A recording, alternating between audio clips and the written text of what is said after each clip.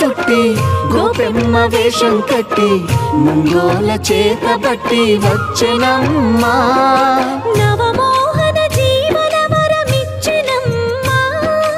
ఇకపై ఇంకెప్పుడు నీ చేయి విడిచి వెళ్ళనని చేతిలోన చెయ్యేసి ఒట్టేసెనమ్మా